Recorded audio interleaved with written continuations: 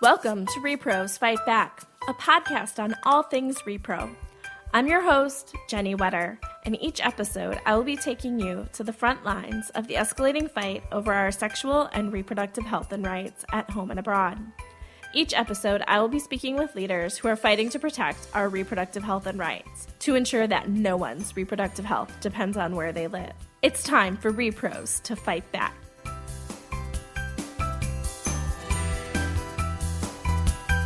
Hi, everyone, and welcome to this week's episode of rePROs Fight Back. I'm your host, Jennie Wetter. This week, we're going to do something a little different, but that we have already done before.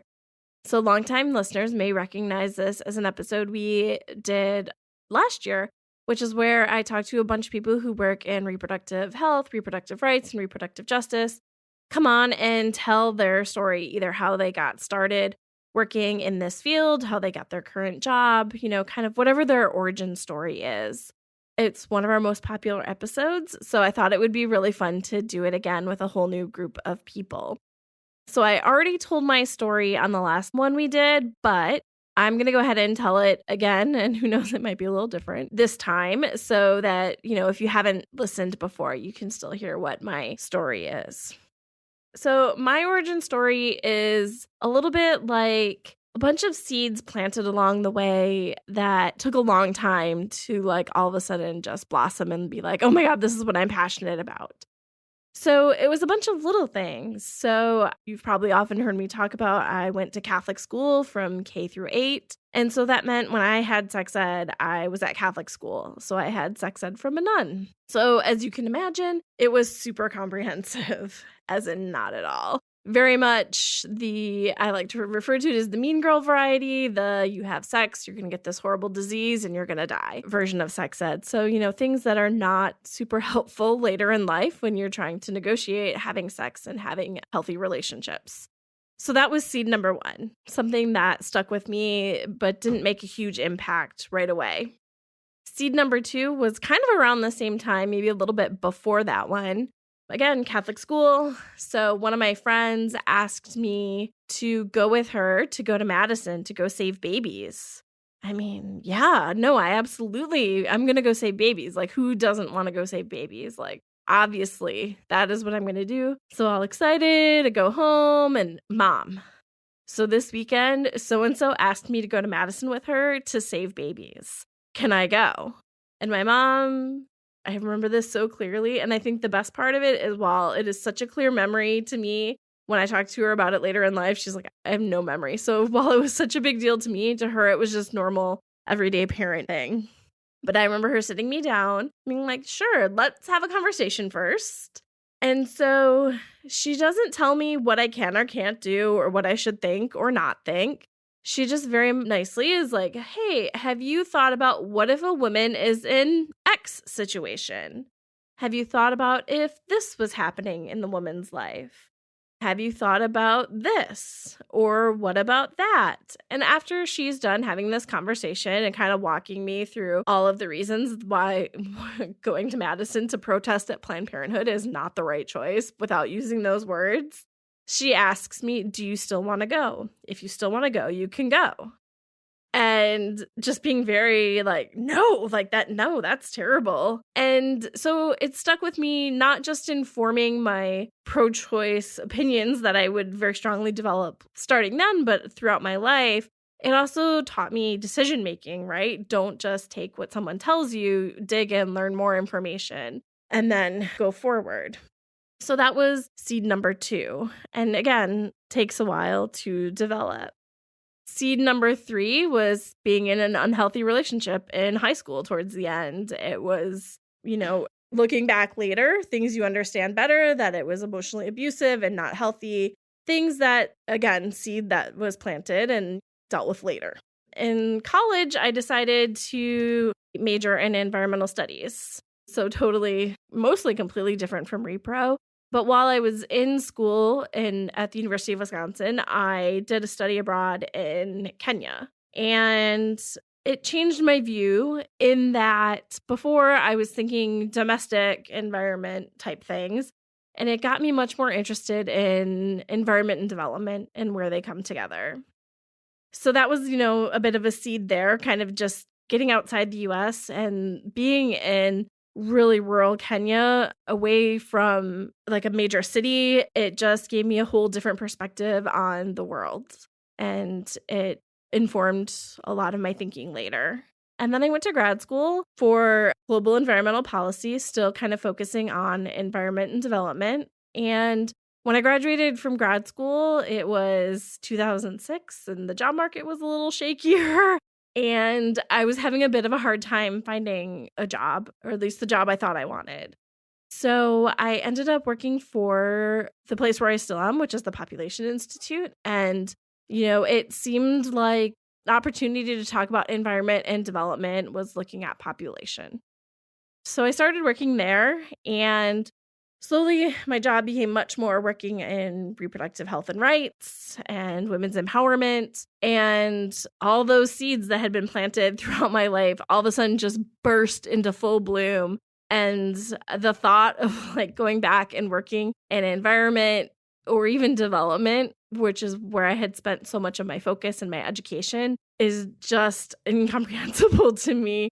While they're very important areas, my real passion I have found is working in reproductive health, rights, and justice. And, moving forward, that is absolutely where I would continue to work. And it's been so much fun to take this passion and funnel it into a podcast where I get to talk to all these amazing people that I work with on a day-to-day basis and show off how super smart all my friends are. And yeah, so that's what this episode is going to be about. I'm going to have a lot of people that I work with telling their stories of how they came to work on reproductive health, rights, and justice. So enjoy.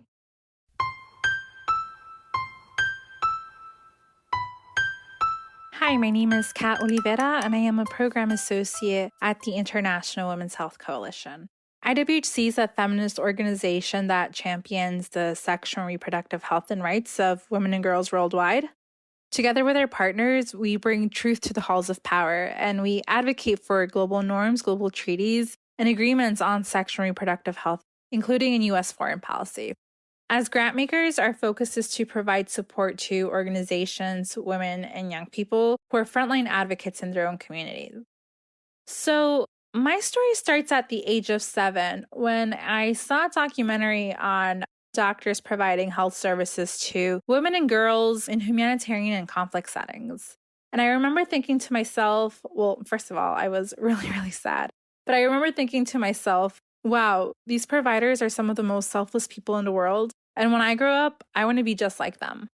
So I entered undergrad pursuing a degree in biology with a pre-med track. I had recently been accepted into Virginia Commonwealth University Acceleration Program, which is an advisory and preparatory program for students pursuing a professional degree in health. So at the time, I felt really secure about my future. It wasn't until sophomore, early junior year that I realized I had no interest in learning about plants or bugs. I didn't think it was necessary for me to know the anatomy of a beetle to advance to med school. So I opted and changed my degrees from biology to international studies. And instead of taking courses like entomology, I loaded on courses related to global women's health, women, peace and security, and Black feminist theory. And it was here in these classes that I realized that being a physician really didn't mean much if there were harmful policies that dictated the ways I could or could not provide healthcare. So from that moment on, I knew I no longer wanted to become a physician, and instead I wanted to focus on a career in health policy. It was also during undergrad that I was sexually assaulted.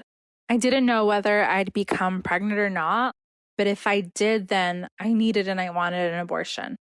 I Google searched abortion care providers in Richmond, Virginia, just to learn that Virginia had recently been subjected to a slew of targeted regulations against abortion providers, so TRAP laws. And that meant that if I wanted an abortion, then I would have to skip multiple days of classes in order to make the multiple trips, and in return, my grades would suffer.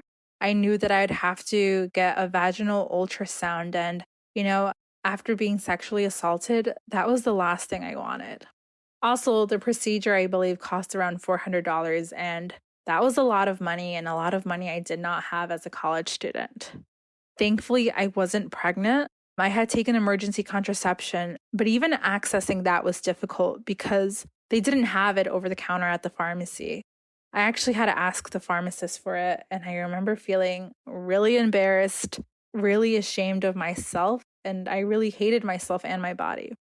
So it was my lived experiences, my trauma, and my studies in gender and women's health that confirmed my desire to work in sexual and reproductive health and rights. So shortly after graduating, I came across a job posting shared by a sorority sister of mine. Shout out to Lambda Theta Alpha. It was a posting for a health educator at an independent abortion care provider. And I remember thinking to myself, this is such an amazing opportunity, one that I probably will not get. So I immediately jumped on it. I spent almost 3 years working as a health educator and community outreach coordinator at Falls Church Healthcare Center. A lot of my job consisted of providing counseling to pregnant people seeking abortion and working with abortion funds to help cover the costs of a procedure for a person who needed that financial assistance. One of Virginia's TRAP laws is to provide state-directed abortion counseling, and then again, having the pregnant person wait 24 hours until they're able to access their abortion. So as a provider, as a feminist, I found it really difficult to abide by the law while providing genuine, compassionate, and quality care. Most of the people I saw were immigrants and Spanish-speaking, and in their home countries, abortion is often illegal. So a lot of my time was also spent helping them understand that in Virginia, abortion is legal, it's just heavily restricted. As a community outreach coordinator, I brought my experiences and the experiences of the people I saw, and I testified in front of the Virginia Board of Health in hopes to amend some of these TRAP regulations. And it was there that I was introduced to the larger reproductive health, rights, and justice world. I was in awe with the advocates, the coalitions, and the solidarity that was being exemplified in that room. And I knew that one day I would want to work in reproductive rights, really focusing on health policies and laws.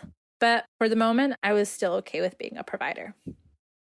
So fast forward to 2016 and the election results. I remember going to work after the elections and feeling really defeated. On their campaign, the Trump administration really had some nasty rhetoric around abortion.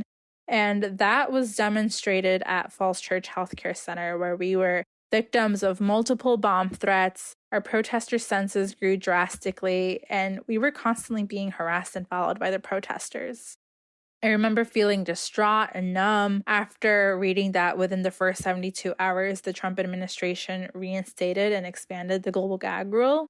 And all of this was enough to serve as a catalyst to, it sparked something in me. There was a little voice in my head that said, Kat, you spent good years working within reproductive health, and now it's time to get in the trenches and start working in reproductive rights using and encompassing a reproductive justice framework. So that's where I am today at IWHC, defending and advancing the health and well-being of all people, especially marginalized communities like adolescents, LGBTQ, and sex workers. All people deserve to live healthy, dignified, and just lives. I don't know where I will go after IWHC, but I do know that wherever it is, I'll be taking my values with me.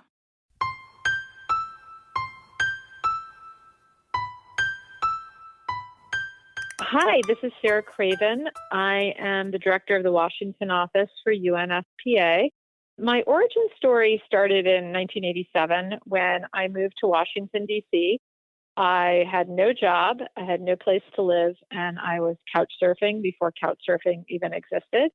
And I ended up getting a job with my hometown senator from Hawaii. His name was Spark Matsunaga. And I had moved to D.C. thinking I was going to take the city by storm and be working on human rights, which was what my interest was.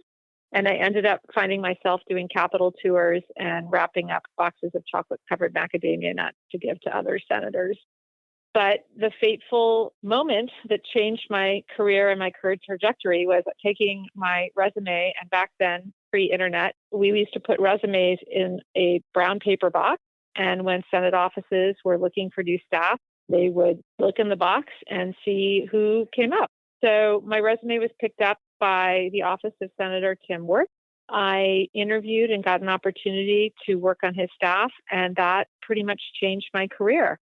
I worked on women's reproductive health issues from a domestic context for him, and then decided that I wanted to go to law school. Spent 3 years focusing on international law, international human rights. And when I came out of law school, I was kind of tracking right with the time when the world was coming together and looking at international issues in a series of international conferences.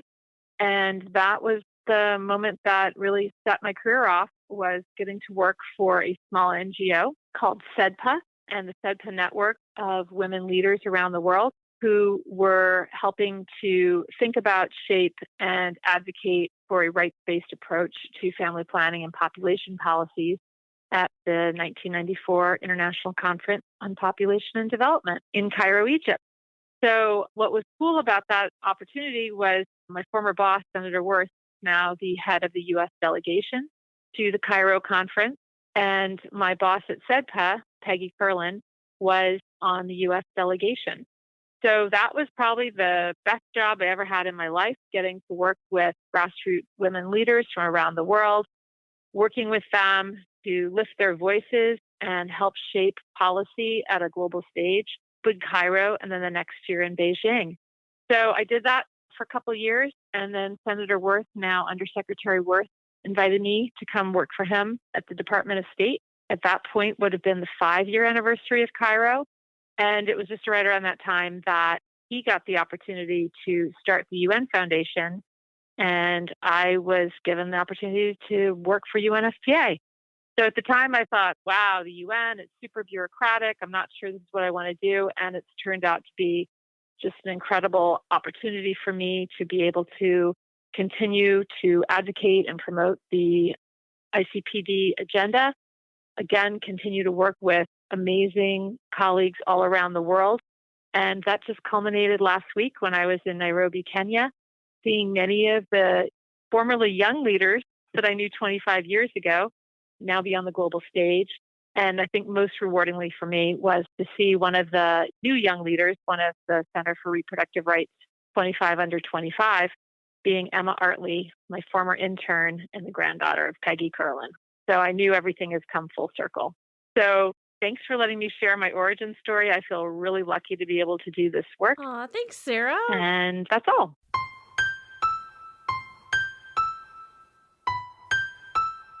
My name is Jessica Mason Pieklo, and I am the interim president and editor-in-chief of Rewire.News and its VP of Law in the Court. I am a legal journalist where I tack on reproductive and sexual health and rights and justice, from legislation to litigation. I love my job, and I kind of came into it through an interesting array of circumstances. I got into abortion rights advocacy work via the Affordable Care Act. So I am by training an attorney and an academic, and had been personally invested in abortion rights and the abortion rights movement, but had not really considered that in terms of professional advocacy or work. And then the Affordable Care Act happened. And I found myself as an attorney who had a background in health law, insurance law, and a strong interest in constitutional law.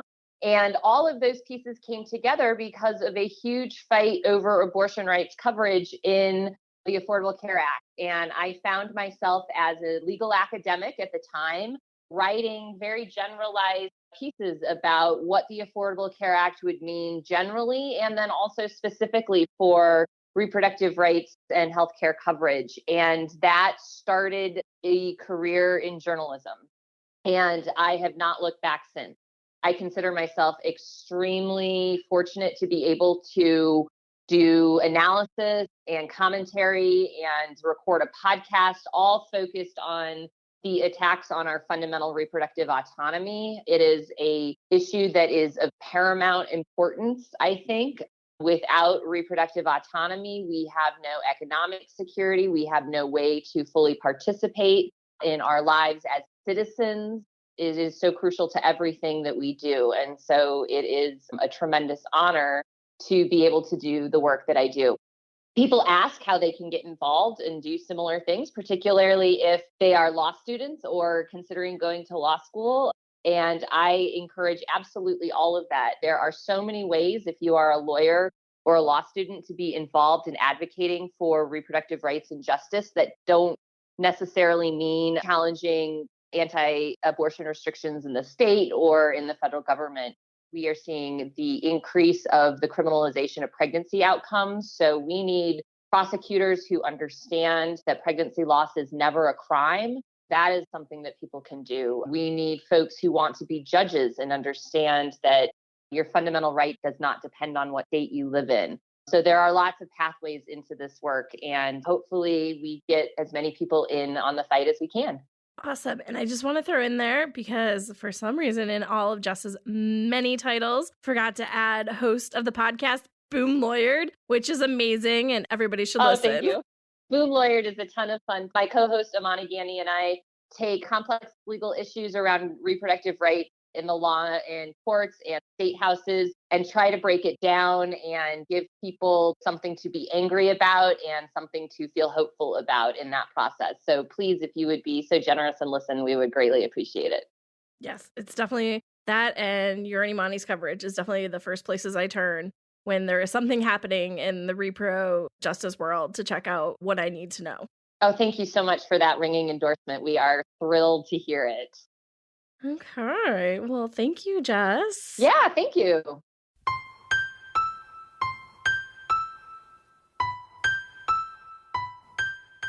Hi, I'm Nina Besser Doorley. I work in advocacy for the International Women's Health Coalition.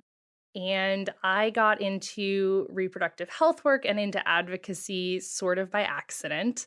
I had wanted to work in a more research-based field. And when I graduated from graduate school, I thought I had everything lined up. I was in the final phases of interviewing for what I thought was my dream job with a organization I knew well, a supervisor I knew well, and I got all the way to the end, and at the last minute, I didn't get the job.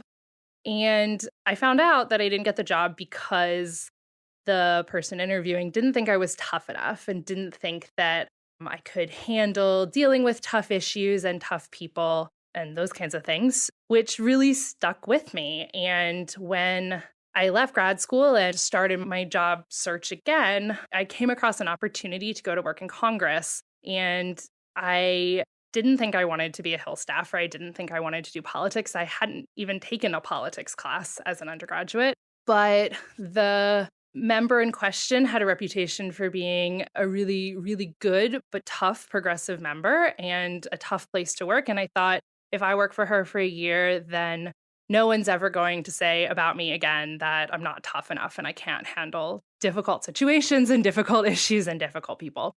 So I took the job, and this was the end of 2006, beginning of 2007, right after Democrats took control of the House for the first time in ages.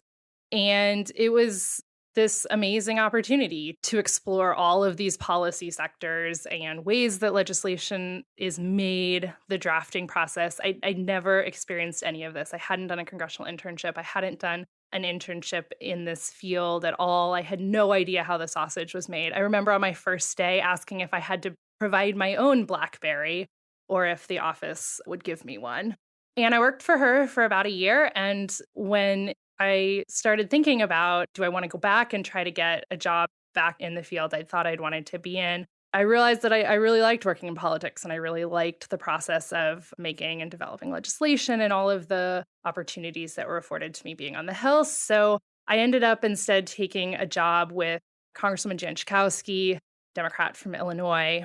And working for Jan was just the most incredible experience. She's a incredibly vibrant, dynamic lawmaker. She cares passionately about the work that she does. She treats her staff like family. And it was just the coolest experience to be brought into this office. And she hired me in 2007 to do foreign policy. And at the time she hired me, it was mostly a security-based portfolio. It was the Iraq portfolio. It was the Iraq War and related issues. But with the incoming Obama administration, there was sort of an opportunity to step back a little bit from that work and to look at other areas of her interest and see what I might want to develop out. And what really rose to the forefront was gender and women's issues specifically.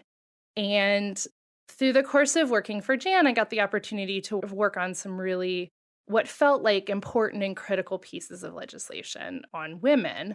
And what kept coming up was this idea of reproductive health and what does legislating on reproductive health do to other women's issues and other gender issues? How does it interplay, and how do these issues play out? And time again, I was told, don't torpedo our bill with your repro language. Don't force a conversation on abortion because it's going to undermine this whole thing. And that just really time and again stuck with me, that there was this complete willingness, not by my boss, but by many in Congress and many in the political sphere at the time, to say, we'll deal with these issues later. We'll deal with abortion later. We'll talk about reproductive health later.